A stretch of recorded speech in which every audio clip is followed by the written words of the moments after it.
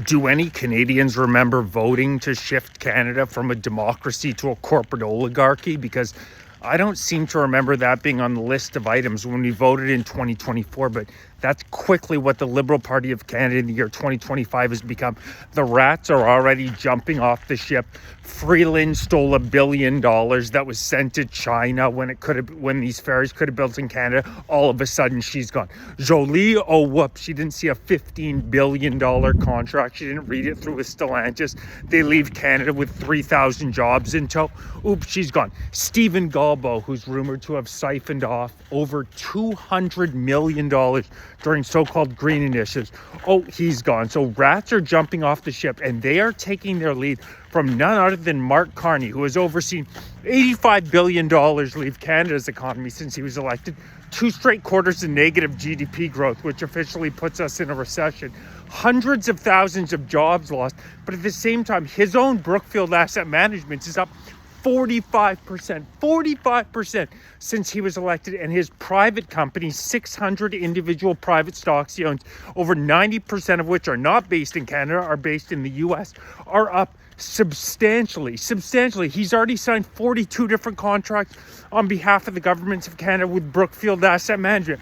He meets with leaders in the UAE immediately after they have left, and met with senior Brookfield executives. That can be no coincidences. He throws Canada's trade relationship with the USA into the garbage at the same time as Brookfield Asset Management meets with the Chinese. Then he shortly thereafter meets with the Chinese people. We're now being run by corporate oligarchs, by Brookfield Asset Management, the multi-trillion-dollar asset fund manager that has billions of dollars worth of real estate in this country.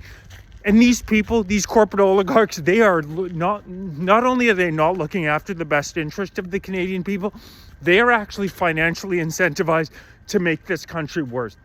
You think the flood of 8 million people entering this country in the past decade is a bad thing? Well, from the vantage point of a Brookfield Asset Management, which owns billions of dollars worth of real estate, this unprecedented boom in both housing and rental costs in Canada is fantastic. The standard of living, GDP per capita, dropping for your average Canadian citizen. The vast majority of the country's mad about it, but I'll tell you right now, Mark Carney, Brookfield Asset Management, this is fantastic for them. Their bank accounts have never been larger. Mark Carney's bank account has never been larger. This is a man who goes out and blatantly violates Canada's Conflict of Interest Act on a daily basis after seeing how brazen Justin Trudeau was during his 10 years in the office, whether we're talking about We Charity, SNC-Lavalin, ArriveCan. There's too many scams to go through with Trudeau. But Carney saw what he got away with, and he has come out and he's just doing the exact same thing. The Canadian Conflict of Interest Act explicitly states that office holders are not permitted to use their public office in order to promote their private ventures. Carney does that on a nearly daily basis. Whether it be GE, Hitachi, he goes out on the dais speaking on behalf of Canadians for his infrastructure projects or whatever it may be, and explicitly mentions companies that we know as a fact he has a financial interest in. It's a blatant violation of conflict of interest laws, but surprise, surprise, is this man going to be prosecuted in modern day Canada? Absolutely not. They're passing Bill C8, Bill C9, so that if you say mean words that they don't like on your computer, they can cut your internet and throw you in prison for up to life. But the financial crimes of the Liberal Party of Canada, absolutely not a worry in the world about it. This so-called democracy we're living in Canada has become a total sham.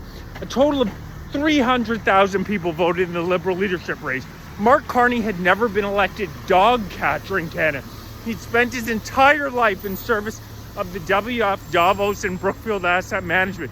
His corporate overlords, the idea that this guy, after a career with the WF, Davos, and Brookfield Asset Management, is here to look out for the little guy in Canada is an absolute joke. But only 300,000 people have voted in the Liberal leadership race.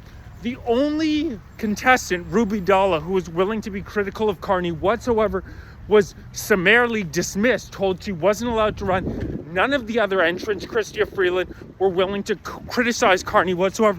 So it's very true to say But it looks more and more as though Carney was installed as our prime minister rather than elected.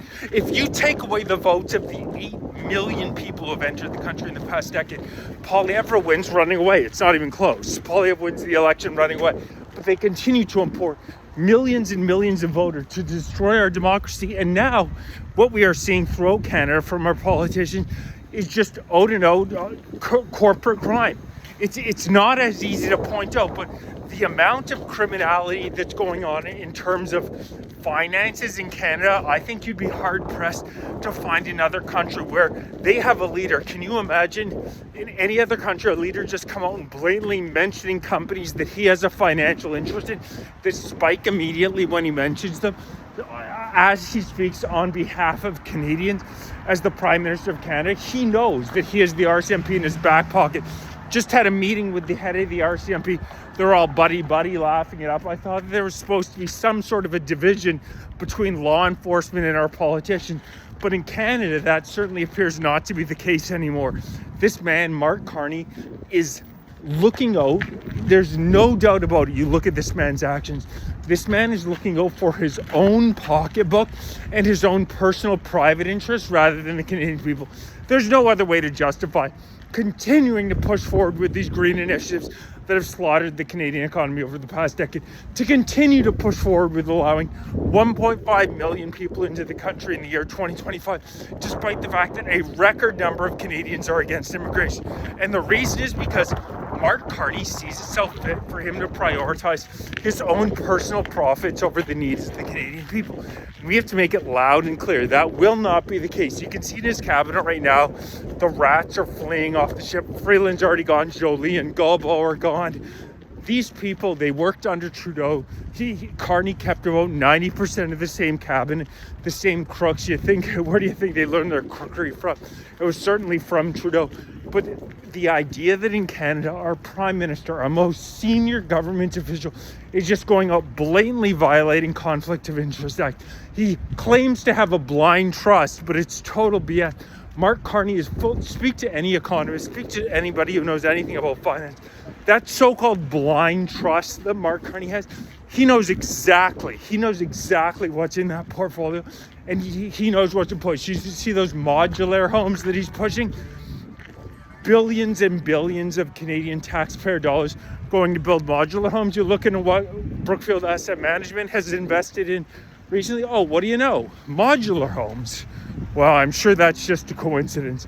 Canada is now an exceedingly fast-paced shifting from a democracy to a corporate oligarchy. And I will tell you right now, I know a hell of a lot of patriotic Canadians who have ancestors who fought and died World War I, World War II, and not going to go down without a fight, to a country that is now being looted by a man who has not even spent his adult life living in Canada, and who I have never, not once, seen speaking passionately, patriotically about this country.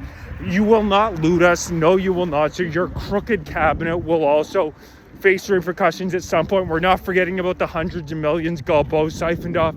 We're not forgetting about Jolie not reading a $15 billion contract. We're not forgetting about Freeland showing up with the convicted thieves in Ukraine, sending $22 billion over there that I'm sure you're washing along with her. It's sick, and Canadians have had enough. We're not putting up with it, pal. Please like, share, subscribe, join, become a member, donate, grab some gear, and more information on the Fight for Canada party coming soon.